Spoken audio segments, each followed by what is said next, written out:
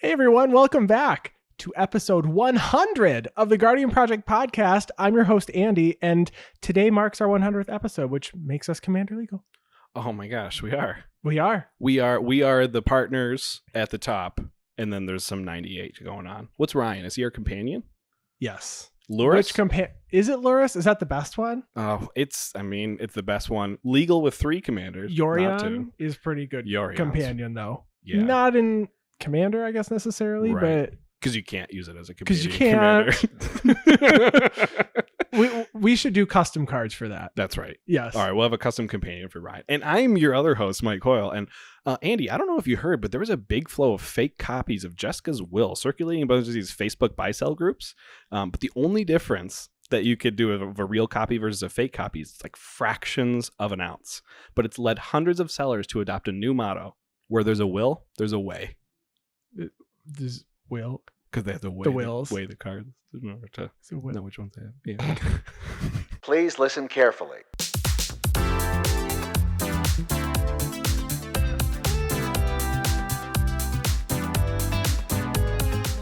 That was painful. Oh, yeah. Oh, all right. You know, we couldn't go to this episode without another painful intro. Gotta be a bad pun. And this is the podcast where we talk about all things Magic the Gathering. But mostly Commander. Coil.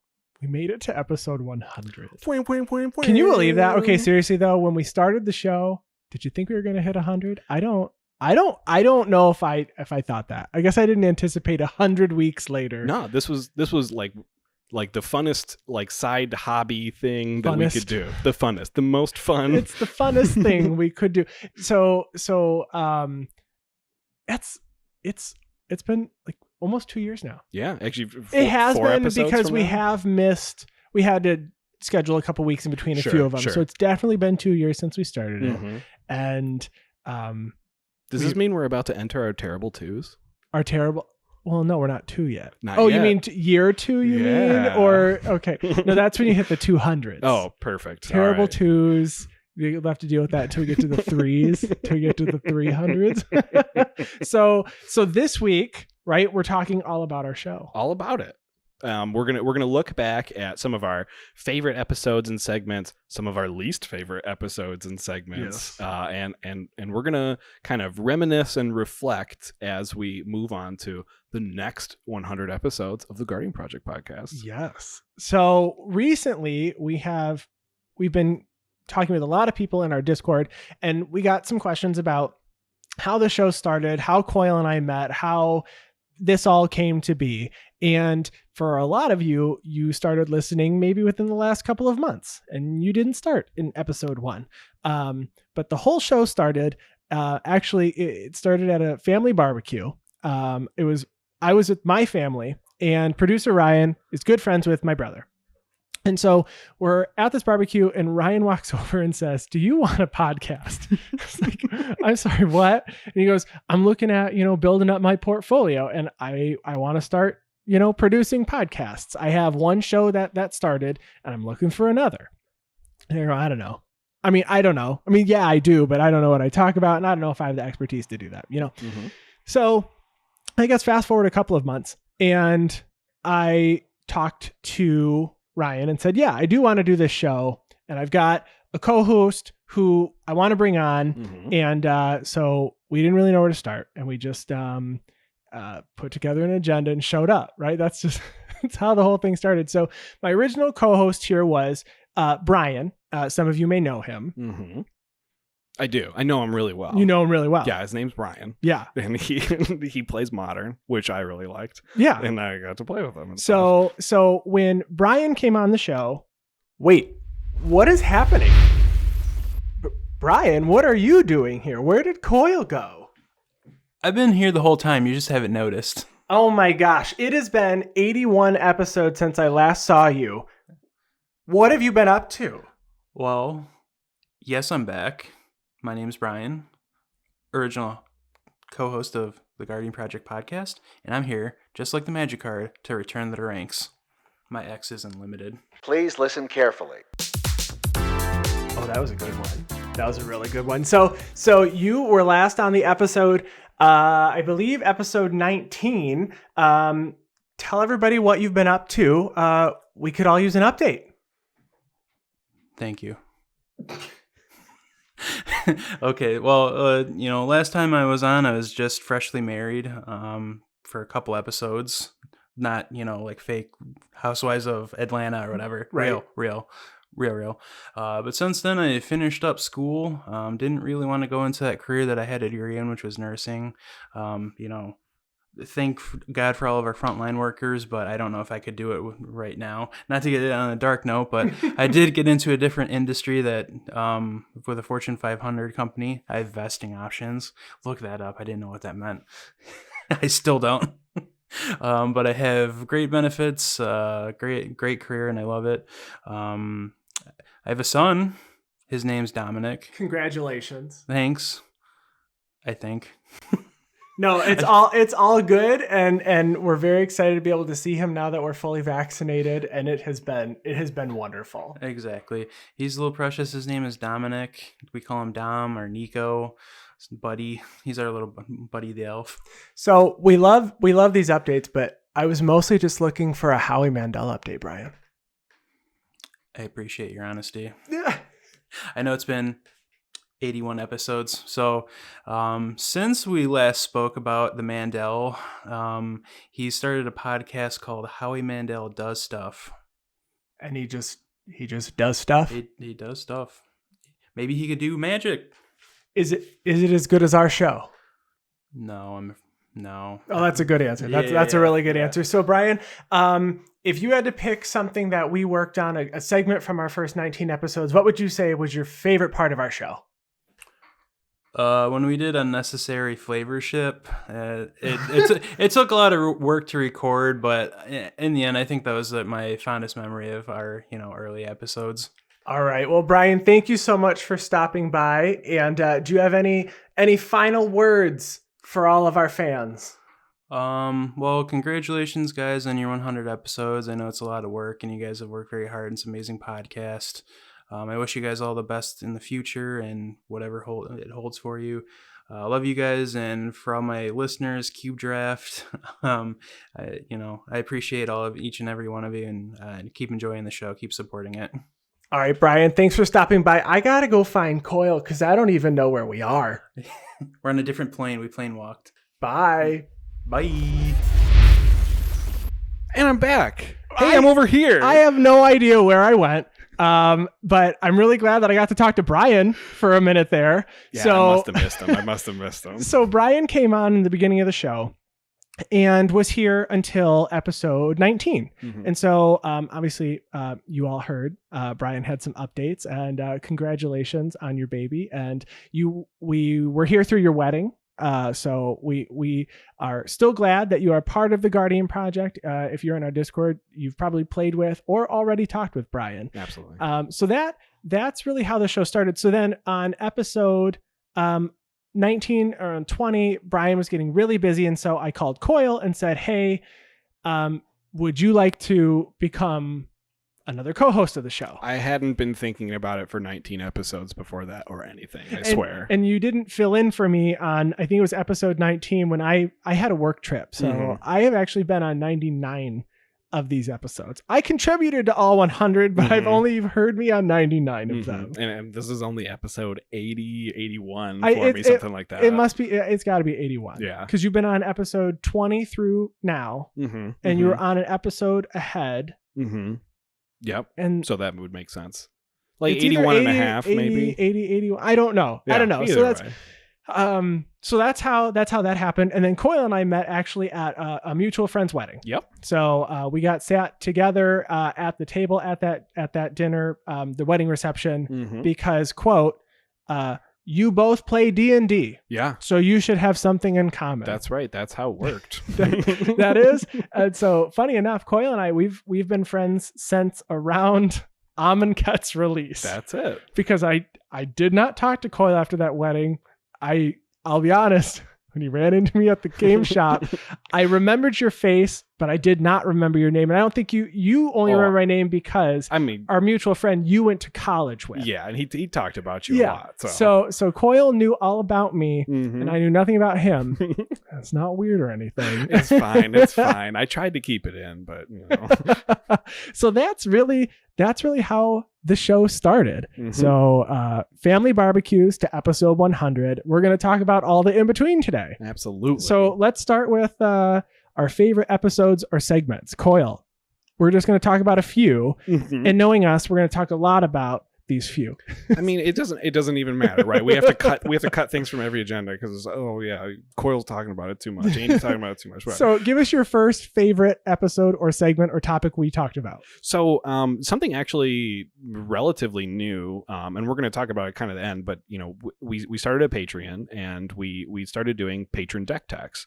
And so it's actually kind of, I'm not going to, maybe selfish is the wrong word or something, but when we have a patron tier where if you are this level of patron, we will have an episode for you. We'll review one of your decks. And fortunately for us, these episodes tend to pretty much write themselves. We get to review your deck. It's so much fun to look through your cards. We get to ask questions about why you're playing this, why aren't you playing this, and we get to review a deck. We learn how to beat you.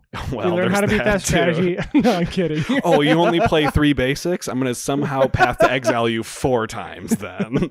But no, it's just really fun. You know, it's a deck that we haven't built ourselves from the bottom up. We know what a deck, you know, a typical deck was supposed to be based on maybe EDHREC statistics or talk of the town, you know, this card combos. And it's cool to see how someone has a deck and they fit it to their own personal theme, and actually having a sit down conversation with them before we review it and we relay that information in a way to you, the listeners. Yeah. So we've only done a few of those, but we've really liked those episodes a lot. And we had originally started out, right, doing kind of a version of that, right, when we were doing a Commander of the Week. Absolutely. And I know we're going to end up talking about that, but it was just really difficult, right, to limit it to the last 5 minutes. Yeah, you can't do it. So you talk about who the commander is, what it does, a couple staples maybe, and that's about all the time we had to do our Commander of the Week. And that's not what people want. They want us to go in depth into the deck tech and find out, like, how many pieces of removal are you running? Because I'm having trouble with this commander and I'm not running enough removal, or what kind of removal are you running? Getting into those little minute details are what people wanted to see, and our giant scoped out view of looking at a 5-minute deck tech, it wasn't doing it. And it was fun for us to go like, hey, I have this deck built. Did you know that? And that's kind of what it felt like for a 5-minute deck tech. Exactly. So those episodes are a lot of fun. I do really like those. I am going to talk about one of mine here, and I really liked talking about the artificial price spikes. So the episodes where we talked about cards that were released maybe a really long time ago that were relatively cheap, were not very expensive at all, and then ended up spiking in price, in most cases related to Commander. Right. In some cases, obviously not just related to Commander, but they can certainly be a popular card in Commander. And you know, breaking down what commander or commanders made that card popular, and giving advice on not buying into the hype, even though sometimes you can't, and you can't, you know, resist it, and you really want to build that new deck. I need my Chain of Smog. I'm sorry, I have to have I need my life gift for Dina. It's funny because I wanted to talk about, just real quick, you know, one card that recently had this, right? So the card Life Gift is really popular now. It's an enchantment for 2 and a green that says whenever a land comes into play, you gain 1 life. So it's not under your, you know, not on your side of the battlefield. It's just when it comes into play. So this card is a rare from Betrayers of Kamigawa. Well, so it came out a long time ago, right? It has low printing, single printing. And it was 70 cents ish since 2013 till 2021. And then, oops, it spiked. And now as of April 26th, so just a couple weeks ago, the card was $20. Wow. 70 cents to $20. So That's- whoever was sitting on a pile Yeah. of life gift made out like a bandit. No, absolutely. Like a 300 times your, if you spec'd on life gift and then you sold it, that's the key. You don't profit till you actually sell. Correct. Yeah. And you sold it. Yeah. You're making 300 times whatever you invested in it. That's Exactly. absolutely awesome. So right now the average is $19 for that card. Yeah. So if you got it ahead of the time when Dina Soul Steeper was previewed, good for you. Yeah. If you didn't and you got one like moi and you did trade in store credit trade in, which is still fine. Sure. I mean, I had cards that I'm not using. Mhm. Oops. It's just so good. I've had people remove life gift twice now. Oh, absolutely. It's an enchantment that is really mediocre, except in Dina's real good. Yeah, no, yeah, it's super cool to see those cards spike too. And this particular segment is awesome for us because we can always circle back to it. There's always going to be new FOMO cards happening. We have constant notes written down. I probably have 10 to 15 cards already just from this year that have spiked. So when we do this episode, I'd like this one to be a regular episode. We do maybe, I don't know, every 3-4 months, a couple times a year we do it. We can just circle back and go, "Oop, did you get hit?" Because I have a few that I'm getting nailed on, like Chain of Smog and Life Gift. Oh yeah, I ate it up for Magecraft. Oh okay, yeah, I'm there. I imagine. I haven't looked at the prices, but I imagine like every reiterate and bonus round and every copy spell out there probably went up at least a little bit. I'm pretty too. sure Fury Storm went up quite a bit because it combos with quite a few cards now. Right now. Especially with the amount of partners that there are, because Fury Storm gets better when you have partners because you don't have to pay commander tax to get 2 commander casts, and then Fury Storm is going to copy something 3 times or something. That's exactly. pretty awesome. Exactly. Yeah. All right. So speaking of episodes that maybe we can come back to later on, we did a segment one time called 10 Under 10, which I really really enjoyed. And this was where we went into cards that were being played in under 10% of the decks that they could be played in. And that's kind of a broad statement, but we wanted to look at cards that are useful in every deck that they possibly could be in, and we each picked 10 cards, and that's why we called it 10 Under 10. It's kind of an interesting segment that I'd like to return back to not only review the cards that we reviewed before to see if maybe now they're played in over 10% of the decks that they can. I doubt that in some cases, only because we've created more commanders and more commander decks. I know. It might be hard to get over that 10% threshold, but it would be cool to see. But we could always go back to it, brand new commanders that are still underutilizing some of these cards that were under 10% used. And it also helps us because we don't always we run Cyclonic Rift, we run popular cards all the time because popular cards are good. But when we're forced to look at cards that are being utilized in under 10%, and we find these gems like the blue instant where you get to draw a card for each attacking creature. Yeah. I can't remember the name. We played it in Pauper decks, and we had a whole episode where we were talking about some of these cards, and I can't remember it now. Because they're used in under 10% of decks. Probably used in under 10% of my decks. Yeah. But yeah, no, it was a super interesting. I personally always like looking at statistics when it comes to it. I treat my deck building even around statistics where, if I have 33 lands and that's 33% of my deck, then every third card that I draw should probably be a land. And am I okay with every third card being a land? So when it comes to deck building and analyzing stuff, I really like doing the statistics part, and it's cool that we were able to implement a segment that uses those statistics. I think it's Always Watching, actually, is the instant. No, is Always Watching that white enchantment that I'm thinking of. Yeah, I'm pretty sure that's the white enchantment from Standard that says creature tokens have vigilance and +1/+1. Yeah, that sounds. But if I pull up, I have a commander deck that I had built that for, which was actually my Pauper deck, which was Aven Wind Guide. So I'm going to pull up my Aven Wind Guide Pauper deck right now because it was an instant speed spell. It's Keep Watch. It is Keep Watch. I found it as you found it. So yeah, so it's an instant draw card for each attacking creature for 2 and a blue. See, when your grandfather or something hands you down a timepiece, that is an instance where you would want to keep that watch. Yes. Yeah. I actually have a watch. My There you grandfather. go. It's a pocket watch. He gave us all a pocket watch with like our initials or something. That's on it. pretty- That was a actually pretty really cool. It was a really cool gift. I think we all got it for graduating from high school. Oh. So as we each did it, he ordered it then. And they say it's about time. that I you don't think he said it's graduated high about school. time. It was like, love you very much. I'm so Oh, proud yeah. of you. One of those things. I mean, I guess that's cool too. So I want to talk about a segment. So we haven't done a segment in a while. Okay. We've usually had most of our shows have been Like a full episode. like a for the full subject. episode. Yeah. So we used to do Would You Rather, and I believe you've done a Would You Rather, correct? I or was feel that like just with Brian twice? I feel like I've done one, but I feel like it was less nasty when I did it versus when Brian was doing yeah. it. So if you didn't listen, I remember one of the Would You Rathers. I'll just have you answer it. You can Sure. give me your reasoning. Okay. So Coyle, would you rather play an unsleeved commander deck or a fully sleeved commander deck, but that night someone will spill a glass of water on it? So I'm gonna take into the consideration that this is not Ashling the Pilgrim in 99 Mountains. It's not. No, this is I don't know, the deck's $250.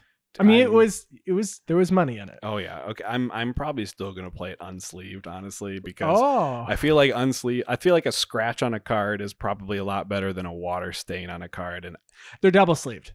on top of the fact that They're double sleeved. I think Does it change it? no, because Okay. I think me personally, I'm thinking if someone spills a glass of water, even if they said that they were sorry, I probably am going to be upset.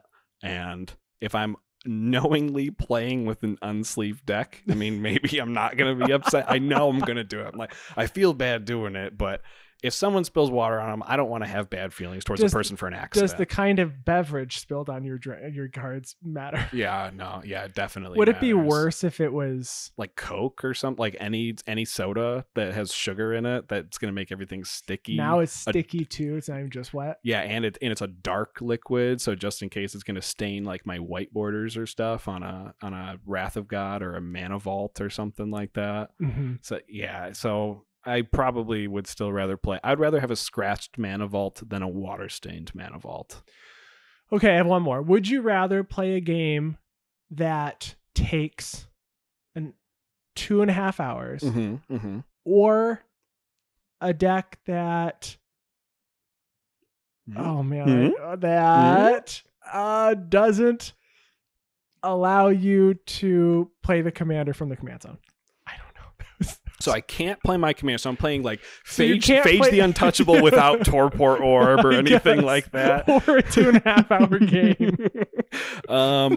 I think It's such a bad. if you're a listener of the podcast, you would know that I used to own an Aloro deck, which I never cast from the command zone then. So I guess maybe though, if someone plays a game where Drannith Magistrate comes out on turn 1 and I don't have removal in the deck Ooh. versus a game with 2.5 hours, I'm gonna go with a game that lasts 2.5 Really? hours. Okay, that's a better would you rather. Mm-hmm.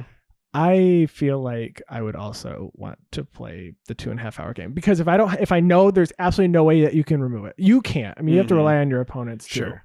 And if you build a deck like me, you probably are building it around your commander. Yeah, So- absolutely. It's very rare that I don't. And it's very rare that I build a value engine deck that just does the colors thing. I can't say that's that rare for me, unfortunately. I don't think I actually have that deck. My Jeskai Livio Ludovic deck, I think, is probably considered that because I don't need Ludovic. It's built around Livio. Ludovic's there for colors. Your and a Kenrith little bit Return extra. King deck was also just kind of, I mean, it was Monarch, true. but unfortunately it just is like, this Kenrith's- card's good, so I'm Kenrith's going to good. run it. Yeah. No, And I could- Kenrith with Training Grounds, you should win the game as long as, you can draw into something, which you should be able to because it costs you 2 mana to draw a card? Yeah. Yeah. So, Yeah. But yeah, no. I would like to circle back to the segment again. When Oh, I prepare sure. better would you rather, they're never good. I mean the ones that I know, I remember I gave Brian, he was like, I don't want to answer these. I don't like these at all. They gotta be painful. It It has to hurt. has to Sorry. hurt a little bit. A lot of bits. I think when we sometimes. did it, I told yours had to do with you being able to play mono black or something else. I remember that was one of the ones I made Yeah. when you were playing mono black, which Coil, surprisingly, does not play very often anymore. No, I don't even like almost at all. I have one mono black deck built currently, and it's my elves partner deck, mono black elves partner deck, and I don't pull it out because I don't know. I've tend to love. I play a lot of decks that include black. I play a lot of Sultai and Abzan and that kind of stuff. But solo black, I don't play that often anymore. People got sick of the Urborg Cabal Coffers. Sure, I own 5 copies of Cabal Coffers and Urborg still. But I did not know you had 5 copies of each. I mean, at one point, I literally had like 4 or 5 mono black decks built at the same time. That were running both of those cards. Running both. And then you convinced me at one point that, hey, you should foil out Shirei because it's probably cheap with all those 1/1s or whatever. Not knowing. I mean, I have a few Kamigawa cards in there that were expensive, but I started foiling out a little bit, so I was able to pick up a foil Cabal Coffers before it went up in price too. So I think I picked it up for like $80. Not managed to do that. Well, Cabal Coffers is not reserve list though, so you got to be careful. It could be reprinted in Modern Horizons 2 coming right up. It could be. It could be. All right, give us another topic you like talking about. Okay, so there was one episode. You probably remember it. It was our Halloween episode where we talked about Halloween candy and how it associated with Magic cards as we ranked our favorite Halloween candies and Magic cards. And most people remember that episode as we talked about candy for an hour. Even more than that, we just kind of put Payday in a grave and we buried it with like 10 feet of soil. Down with Payday. Yeah. If you didn't listen to the Payday episode, it's called Down with Payday, where we compared the commanders to the types of candy. Mm-hmm. We talked about Reese's Pieces. That one didn't make it. Reese's Pieces didn't. Although I like Reese's Pieces. Right. Three Musketeers, I think, made that list. Yeah, it was the top ranked Halloween candies, and then we were associating those candies with commander decks. And candy corn made that list. Yeah, it's corn that tastes like candy. It's corn that tastes terrible. Yeah, it's not good. I'd rather eat actual corn than candy corn. Yeah. I like corn though. I wonder if you can make candy corn into bread. Can you make candy cornbread? Can you make candy cornbread? I bet that would be kind of delicious, huh? No, because no. No, it wouldn't be delicious because it's not a grain. It would just end up being a giant mass of like caramel. Get your groceries. He's got to put groceries. I saw him walk in. I was like, oh no, I'm so sorry. Yeah, I'm not gonna make that. Well, I'm not gonna eat it either. Because imagine it being cornbread with just candy corn tossed into the batter. Ooh, that's not a mixture of textures that I want. Would it melt? Does candy corn melt when you bake it? I mean, all sugar melts. Yeah, absolutely. Okay. Well, I still don't want it. Moving on, another episode that we had, which is also another recent one, right? So we're fighting that as we've hit our our voice, right? Yeah. I really liked the episode where we talked about Commander Spellbook and combos, but who would have guessed? Everybody in the Discord is like, oh, what's this power level? What does your deck do? And I'm like, it combos. And at this point, people are like, yeah, Andy, we get it. You play combos. We understand there's probably one in every single deck you play. You know, I have a short story about this because the other day I was playing a game and someone had mentioned about like, oh yeah, we lost to Andy in a combo, like surprise, surprise. And I totally defended you. And I'm like, but I appreciate that. But look at all of Andy's decks and tell me one combo from one deck to another that's the same. And I don't think you can find it. They are usually different. They're very unique. Think about that. They're very unique. And so because of that, it's like, no matter what deck you're playing against Andy, sure, he'll combo, but it's not going to be like me where I'm comboing with Torment of Hailfire for X equals 100 every single time. It's like Andy's like, oh, I'm going to proliferate 12 times because you have one infect counter, or I'm going to do an Exquisite Blood and Adina, or I'm going to take infinite combats. It's always something different. So for me, it's never been a stale thing. It's never been a problem for the combo, but other people talking about that. And I said, once they actually started thinking about it, they're like, that's actually true. It is very unique. I appreciate you trashing or defending my trash personality. It's like sometimes I trash your defensed personality. No. Yes. One time we played with some folks and I played Micaeus and Triskelion and they were like, oh, you're trash. I was like, I am. Yeah. I am. Yep. In this one instance. Yep. I hear it. I see it. I feel it. So this is going to be a regular segment that we are going to add to our schedule. We are going to do that episode a couple weeks after, or maybe just after a new set releases, where we can see some old cards that are coming into the spotlight that we can take advantage of. And by we mean hopefully all of you, because we like to see that. Sometimes games do just gotta end, and sometimes they just gotta end maybe on turn 6 occasionally. I mean, sometimes maybe on turn 4. It's fine because it's not always going to be consistent. Right. I have started removing tutors from a lot of my decks. Same. So if I just draw into it, that's great, which is what is happening in most of these. Yeah, and even in the deck discussions and stuff in our Discord, we're actually promoting that as well. People are, I'm building this Mardu deck and I need to find a place to win. I'm like, well, you got to just throw in an Animate Dead and a World Gorger, but don't throw in Entomb, don't throw in Enlightened Tutor. Just if you draw into it, sure, you get to win that game. Yeah. Why not? I did just accidentally win with Lazav this past week as well. I buried alive and I got a Crackdown Construct, I got an Ornithopter, and I got an Invisible Stalker. That's my favorite one. And it's cool because if you have 4 mana, you just win, but it's only on one person, right? You have to swing one at a time. And I took someone out on turn 5, and then on turn 6, and then on turn 7. Or it was 4, 5, and 6. I don't think it was. No, it might have been 4, 5, and 6. I think I buried alive on turn 3, right on curve. Right. So I think it was 4, 5, and then 6. Sometimes it happens. Yeah, sometimes it happens. Sometimes that deck does absolutely nothing. It's true. I mean, if you remove Lazav 4 times, it's really hard for that deck to do stuff. It's really hard to win. So yeah, talking about combos is one of my favorite things to do. So I would like to add that to all of our to all of our calendars. Yeah, as a recurring episode for sure.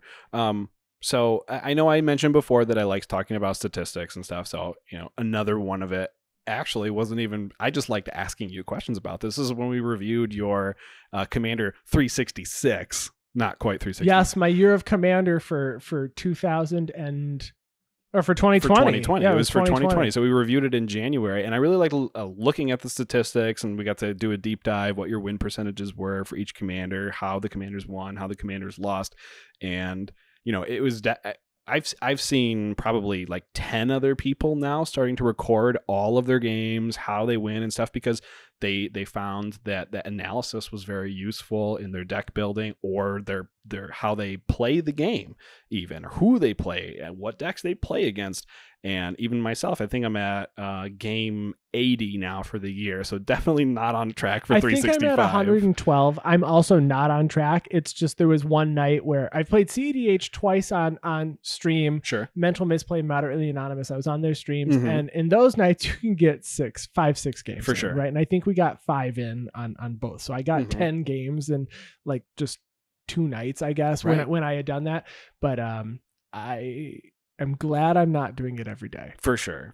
No, you can't. It becomes stressful when you're trying to shoot for that number, but even if you're not, you can just draw statistics from 100 games. And for me, I found it, I'm going to find this really, really fun at the end of the year, because this year has definitely been my year of deck building. So I have a ton of brand new decks, and they're all getting put in this list, and I can see which ones are consistently winning, which ones aren't. And although I don't have a column for it yet, I know which games I had fun in too, and which games I didn't have fun in. Most of the ones I didn't have fun in, it says that the win condition for the player was everyone else scooped, but And we've had a few of those this year. For sure. We have. No, I also know, we added things from last year, right? So if you didn't listen to that episode in January, we talked about things that we would add to the tracking. And so this year I am tracking the names of the people that I played against. I'm tracking the turn order that I was in, right? Because if I can figure out if I went third, I know based on the way that I write it, who went in what order. Yep. I have which players lost in which order tracked now. Yep. And then I have just some basic notes on the game and then the date we played the game. So I can, determine when I played the most, right? If I end up going for like 5 weeks where I don't play much. That's actually pretty cool to think about when like new sets come out and when decks get upgrades too. If you say, oh, my win percentage with Torbran was, 10% until Strixhaven happened, and then I put some Strixhaven cards in there, and then all of a sudden my win percentage went up to 25% or 30% or something like that. I thought that would be pretty cool, and I actually personally am not tracking dates right now, and now I regret it because you're not tracking the date you're playing? I'm not. Oh, I no. thought you added that. No, I didn't have date. I'm currently tracking just commanders, play order, how people were eliminated individually, and then what order they were eliminated in, because I kind of want to see like how often is Craterhoof really winning the game, how often is combo winning the game versus just straight up combat damage. So we have to read through those comments. Though obviously you can't just. I mean, you can't really query it. You can just do a control find for certain keywords. I guess. for the way that I have and, mine tracked. But I also noticed that the first play of a brand new deck that I've played, I have won every single time. Well, with Dina and Rionia, Fire Dancer, and then Dina Soul Steeper, I've won the first game with each of them. And I'm trying to think of a commander deck that I built for a set that's come out this year or before. What was the first set that came out in January? January of or this February, year? Of 2021. What was the first Call set? Time. I build a Finn the Fang Bear, and it won the very first time I played. It sure Finn, did. But because that was on stream. But it's a lot of times though, it's like the first time you play it, people know, maybe they know your play style, but they don't particularly know your deck, and they don't see it coming. That was what I was going to say is, does this mean they just didn't see it coming, or did the deck just kind of overpower everything, overwhelm the table? And in all three of those, I mean, the one I proliferated with Finn. So if you saw that, and that's on our YouTube channel, when I played that for the first time, I proliferated to the win, got 10 poison counters on everyone. Rionia ended up taking multiple combats and playing combustible gear hulks, making copies of them. So I got to draw a bunch of stuff. Nice. And then Dina just did Dina stuff. Right. I think that deck is very strong. I mean, Dina's. I mean, it's Veto real plus green, strong. right? Veto plus green is and amazing. Veto's in the deck. So yeah. So talking about our stats this year is going to be really fun. It's going to be so. Now that we have two different versions of this, and something to note is you and I don't play in a lot of pods together anymore. Now that we are not streaming every single Thursday, and we are we're looking into edited gameplay. We aren't playing as much. No, but we'll have like 10 people popping off for games a night, and we'll just like, oh yeah, we'll each go into separate pods. It's fine. It's not a big deal. Yeah. Because we know that a couple, or actually maybe a week and a half from now, we'll have our draft play group all vaccinated and everything ready to go, and to actually get together for our first in-person event. Commander Legends draft finally, and Cube, and we're going to play Draft of Kaldheim. It's going to be an all-day I'll bring my sleeping bag. It's an all weekend, let's be honest. It's an all weekend event. So those are our favorite episodes. Now let's switch gears and talk about the ones that maybe we struggled with, that we would like to improve, maybe change, or just maybe not circle back to. So I listed this one first. It was not my favorite series that we started working on, which was our color episodes, where we talked about cards in Commander that you could play if you wanted to play that color, maybe with a different style. Sure. Or you wanted to play red cards, but maybe it functioned like a green deck, or it functioned like a black deck, whatever it is.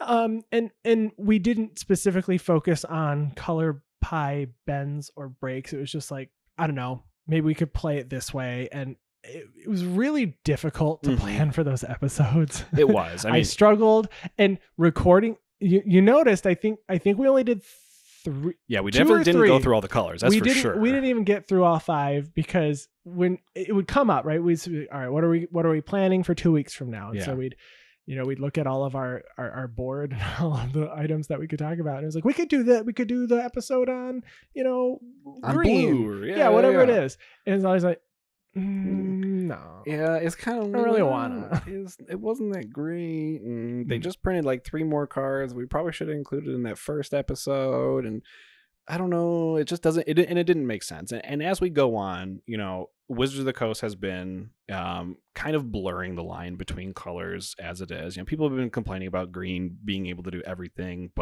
and white being able to do nothing. But now white is getting some cards to be able to move it up, and those lines between colors are getting more and more blurred to the point where these episodes become next to useless. Hard to say. I wouldn't say they're that blurred. We're backing off, but I think we're going to see some less powerful standard formats coming up to ensure that you don't end up with a set that I loved, but you don't end up with 6 Throne of Eldraines in a row. True. It was a struggle. They had to ban cards. They had to. There's still people that I don't ever want to see red-green adventures ever again in their whole life. Right. It's like I would like to never see the questing beast that has 8,000 words on it. I would like to never see Stomp, but Stomp is actually Bone Crusher Giant, but Stomp is the problem, not the stinking 4/3. Right. It's Stomp. It's Stomp. And now Adventures is being played in Historic too, I think, and it's kind of taken over. It's cool. I love Throne of Eldraine. I will draft it all day long. Sure. I thought that draft format was fun. Someone just recently in our Discord asked everybody's favorite sets, and there were people justifying why. I put Throne right up there at like number 2. The flavor, everything was great, but Oko was banned. The Great Henge is $1 billion. Because it's really popular. It's not $1 billion. It's really expensive. Yeah, that's true. But those episodes were tough to make, and we would rather just talk about things that we like to talk about, because you'll probably like to hear about things that we also like to talk about. That is an interesting point, because we were trying to make content that was for the general, and we wanted to talk about things that you can do. Maybe you're doing this and blah blah blah. And when people said, when you talk about your personable experiences, it becomes more personable to the listener then too, and they can feel the emotion or the strain in your voice and stuff when you talk about it, and it becomes not only more enjoyable but more meaningful to the listener. They heard the strain in my voice as I struggled to talk about Torment of Hailfire again. Oh my gosh, Torment for 30. Yeah. So right. Color episodes, we might not finish those. Yeah, we won't. So there is an episode. We kind of did it twice in a way. Yeah. And it was about house rules. And and people like talking about house rules, but there really is only so much you can talk about until the point where you're just listing off everyone's rule zeros. And again, it was good that we got to talk about our personal experiences, the way that our commander leagues and the rules around them kind of developed the metagame that happened at our LGSs. Honestly, metagame is kind of out the window now that we're playing online. We're playing with people from South Africa and England and Canada and America all on the same pod. Yes. So the metagame of our LGS, it's going to be real interesting once we get to go back in person and play and see how other people's have developed versus ours, or not developed versus ours. Maybe we're going to go back and be total spikes when we're in the store or something. But I don't know. I had like 13 games in a row just a couple weeks ago. I just lost all of them. So I was like, all right. It happens. Right. But when it comes to house rules, we've gone over all the house rules that we have, and really the discussion is just going to be your ruled zero discussions before you play games. Yeah, and it was fun. For the longest time, the very first house rules episode was our most listened to episode for a very long time. Right, featuring Judge Anthony, right? Or was that the second one? No, I actually think his was just Commander Leagues. Oh, okay. When he joined us. So the House Rules episode was talking just about, specific cards that were banned, or, different ways to play. And we had done quite a bit of research, actually. We found a lot online of special house rules that people play with, and we had just kind of gone through it at this point. Right. We just, you can make up rules at this point if you want. We even came up with something, I think, on the spot. Like there was someone could pay to bring the Monarch into play. Oh, that was cool. That was one of the house rules that someone had implemented. And absolutely. When we talked about that, people at our LGS in the before times, when we saw them after we had released the episode and they would talk about it with us, we're like, actually, I kind of like that. Yeah, it's not a bad idea. Kind of like that to happen. Absolutely. And, even with the online community, you can consider some of the house rules, like, play budget decks and build budget commanders and stuff. So there's pseudo house rules, like with our friends, the scrap trawlers and stuff too. When we're playing, they have special in their Discords, they have like special channels for budget EDH. So they have special quote unquote house rules for their Discord for some of those channels. So it's very cool to see stuff like that developing. But again, not much left to talk about. Yeah, I mean, I guess one of the house rules right online that we've all experienced is maybe playing cards like, I don't know, Emrakul that takes someone's turn, or you're playing Ganti, right? Ganti to look at the top of their library. Things like that. They're just hard. Like, you do you. I don't care. I've got Infinite tokens. We've got our podcast tokens. I've got actual tokens that came out of packs.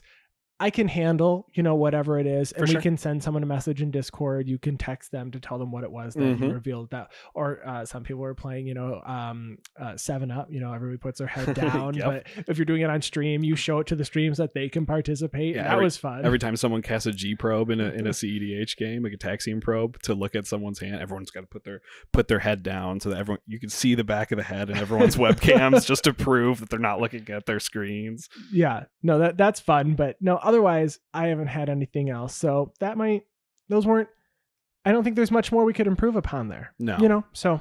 Agreed. Another one, which we mentioned earlier, was Commander of the Week. So that used to be a segment that we did at the end of our episodes, like I mentioned earlier, and we would take a commander that we either had recently built, or we saw that we really liked, or we would have maybe a friend submit one to us.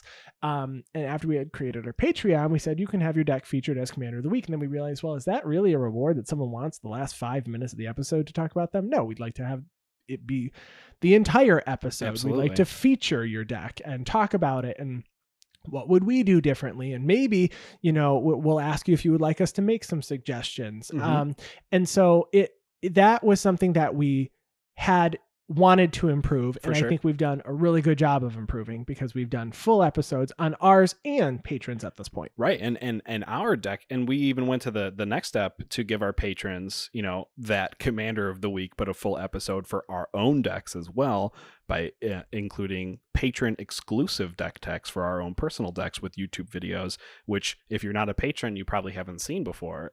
But we've produced deck techs for Noyandar, Shirei, Sethron, Herloon General. Yep.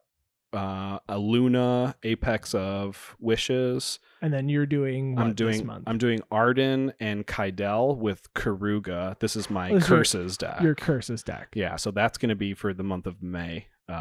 Or I guess it's going to be released at the end of May. It's at the end of the month, right? But we started at the beginning of the year. We said we're going to do one of these a month every month. So if you like the deck techs, I guess I would call them similar to a style that maybe MTG Goldfish or Commander Quarters would do for a deck tech, that we do exclusively for our patrons. We go over all of the details of all the different sections of our decks in a full. I think we try to do it in like a 10-minute video with some good editing and voiceover. So that's what we're doing now instead of the Commander of the Week. But yeah, like you said, the patron deck techs are the ones that actually became the full episodes. Yeah, I like those. Yeah.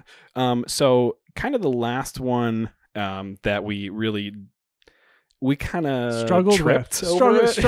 This is tough, and we appreciate that you sat through it, and maybe you didn't the whole episode, and we get it. Yeah, so this was a segment that we did called One Word at a Time, where Andy and I had to go back and forth and say one word, and it was trying to make a sentence, and there were just so many awkward silences, and maybe awkward silences with a video wouldn't be that bad because you could see how puzzled our faces look. But if you're just listening to us, it's just like, wait, did the podcast pause? We also had to record from home that week, right? So that was in the. I mean, we were full on at home still, and it was like the whole point was to tell a story one word at a time. I would start, Coyle would continue, and we tell we come up with a sentence or whatever to try and get someone to guess a commander you were thinking of. And it was difficult. Right. We are not improv we're not masters. We're not comedians. Right. Coyle works in engineering. I work in insurance. As funny as those two subjects are. Hilarious subjects. Very, very funny. When you get your bills, you laugh, I guess. Oh gosh, no, I don't. I cry. Yeah. But that segment did not go over well. We have significant others that listen to the show, and they give us feedback, and Well, it could have gone better. Maybe if you had edited out the silence, which maybe that's what we do next time, is just edit all. Yeah, of make that us seem like we're really good at doing what we're doing, but really it's just editing. No, yeah, and I think it would have been better if it was more seamless, obviously, like that. It was a very cool concept, something that would be fun to play with your friends or something while you're sitting around waiting for someone to combo off and finally grape shot you at the end of a game or something. But maybe not something that we're going to reoccur for another segment. Yeah, not for a while. Maybe if we do live video or recorded video, maybe you can watch a show. Maybe we could do a live stream of it or something and have people give us they could give us a word, or maybe we have to get them to guess. Who knows? Yeah. We could plan it. Yeah. So those were our favorites, and maybe our less favorite, or ones that we needed to improve and have improved or may discontinue. But let's talk about all of our accomplishments over the last 99 episodes. Yeah. So There's been a lot. There's been a lot of episodes. So we started a Patreon, and we did it only to try to fund making tokens, to improve our equipment here, to really just give back to the show. It's, we're not doing this for us to make money. We really just want to make some really cool stuff. So it goes towards, like we said, the tokens, all of our graphic design that we had done for our streams, our overlays for our streams. Right now, we are talking with artists about having the playmat made. So we've mentioned that for a couple of weeks now. So we've had a couple of meetings now, and we're at that point where we're going to get some general design. Done. We're in the brainstorming section right now, but then it also pays for the domain of our website, which is another thing, and our PO box. And our PO box. So we've been getting some stuff from some fans, and obviously we ship stuff back too. We always do. I want to. Oh my gosh, I can't believe you sent this to me. I have to send you something. Yeah, I gotta send it back. Oh, surprise gift. It just reminded me, Animal Crossing surprise gift exchange, when you give one of your villagers a gift or something. Yes. Yeah, it's surprise gift exchange. Oh, this turnip for me.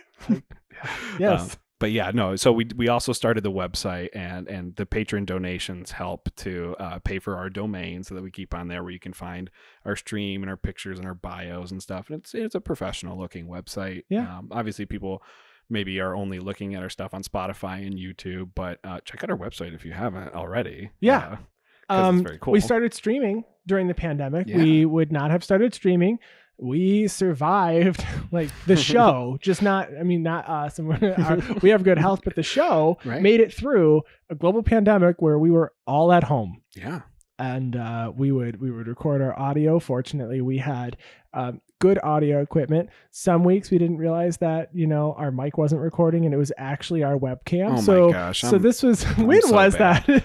So bad. It was only like 6 weeks ago or something. It was recent. So if you were listening to our show a couple of weeks ago and the audio was funky, and you heard like grinding and clicking, it was because Coyle's webcam was recording it, and it was trying to autofocus, and you heard that from the camera. And that's what happens when you're panicking to set up, because Andy's been waiting for you for 15 minutes already, and you don't go check and make sure that your microphone input's set up properly in your OBS. Yeah. So we made it through, but we streamed, right? So we got the nice recording equipment and everything set up so that we could stream and produce some fun content. So we were streaming every week on Fridays to begin. Yeah. And then Fridays were just really slammed. It was like the end of the work week, and you kind of wanted to just hang out at home. Absolutely. And maybe watch a movie or just do nothing. Mm-hmm. So he said, let's do this on Thursdays. So we started streaming on Thursdays, and we've got a lot of content on our YouTube channel. Yeah. So if you didn't see the stream, we uploaded the VOD, so they're not fully edited. So some of those streams are quite long, but we did split them by game. So you are only watching by game. But we had so many fun people join us from other streams. We had Andy and Nick from the Scrap Trawlers. We had Aaron Campbell on. We had Dana Roach on. We've had Max from CMDR Central. Max from Commander Central. We've had Shauna and Leslie from Tap That MTG. I'm literally missing so many people. Yeah, we don't have enough time in this episode to list everybody. I'm and sorry. We didn't write down everyone's name. we do, but not in our show notes. Right, it's in the comments of every YouTube video that you got to go check them out. And you can find their decks and their social media links on all those YouTube channels, all those YouTube videos. But we've seriously gained so much I guess, respect in the Sure. community because we've met so many people and friendships for sure. I would like to meet all of you and at the next event that we can have in person. Magic Fest Vegas, baby, let's go. Wherever it is, if it's in I don't know, some small town in the middle of nowhere, I will still take a week off of work and go. If there's an airport within 45 minutes, if there's an airport within 2 hours, we'll probably go. Fly to it and then drive for 2 hours. Why not? We drove further for Chicago, so we'll why pay not? we'll pay for a private flight to fly us into Oh my that gosh, small we're gonna need a lot more patrons for something like that. No. And I guess that is another thing. We mentioned that we had some personal studios created kind of over because we were required to stream from home. We had never done air quotes personal studios. Yeah, I put a rug down and foam on my walls. I was recording in my basement for the longest time because there was carpet down and the hardwood floors in my office were echoing too much. I have a Blue Yeti mic Same. on a stand, on an arm. And then I think I have like at least 2 different Logitech's HD 1080p webcams, not 4K or anything. I know you have a camera for your face cam. I got an actual camera. Producer Ryan helped me find a good one, and it's really good. I get lots of compliments. I mean, I got a green screen. It's like $100, but it's fun to use. For sure. And for the record, these were all personal investments. We didn't have any patron money for that. No. This was all stuff that we wanted just because we could do it then. Absolutely. And I still have not worn like a green suit, one of those like morph suits. But I should do like a deck opening and a morph suit. Yeah. Well, you would have to. A box opening. You could do it while playing Kadena. You could wear a morph suit while playing Kadena. If I'm face down, do I just turn around? Yeah, exactly. And you surprise everybody. You thought I was a tutu. I think not. Yeah, so we did have some personal studios that were set up, but that's it. That's a look back on our first 99 episodes. Coyle, thank you for joining me on this journey. I did not know we were going to be here at 100. Thank you for inviting me 81 episodes ago. And most importantly, thank you so much, Ryan, for producing this show. We would not have been able to do this without you. All 100 episodes. Ryan has, in fact, produced all 100 episodes because, we don't know how. It pays to have a friend who knows how to edit shows. Coyle, any parting thoughts? It has been an absolute pleasure. I've never had so much fun with the game of Magic the Gathering, and being able to talk about it and knowing that people care about what my opinion is, I think is pretty cool. But really, I know we say it a lot. The friendships that we developed along the way really have been the't and I can't wait to go. We've got people in New Orleans ready to take us out to get some good po' boys and fried food. We got people in Arkansas that are going to come and play some games with us. There's people in California and Seattle. Is Arkansas known for any particular type of food? I don't know. Maybe it is. Maybe it's not. I mean, it's got good Southern hospitality, most likely. If you all come to Michigan, we will get you Verner's, and you can have some Saunders hot fudge and some Better Made chips, perhaps even covered in chocolate. Yes, all of the most unhealthy things you possibly could think of. And then you think of a Chicago style pizza, and then we have that, but it's different. It's like cheese that's like what's the word, caramelized around the edges. It's like a deep dish but square. To be honest, didn't realize that was a Michigan thing until just a few years ago. Yeah, I was just so used to it because that's what I grew up on. Right, and we have like 8 different pizza places that all do it too. It's not just like everyone one does place. it, so I assumed it was normal. Yeah, it's just a very common occurrence. Absolutely, the same thing. Not. Like I know even earlier this episode, you kind of looked at me a little bit when I said the word soda, and I'm saying that for our audience. The word is pop here in Michigan, but yeah, just the little caveats and stuff. But I can't wait to have Magic Fest Detroit again, and hopefully people from all of Midwest, even maybe some of our friends from Canada, the Quebec and Toronto areas can come down and hang out. People from Wisconsin and Minnesota that we've been having so much fun with online. I can't wait to see people in person again, and these brand new friends that we made that we've never even met before. Yeah. Well, that's it for this week. If you want to find us, you can check us out online at theguardianprojectpodcast.com. You can find our social media on Twitter at GuardianPod and our gameplay videos on youtube.com/theguardianproject.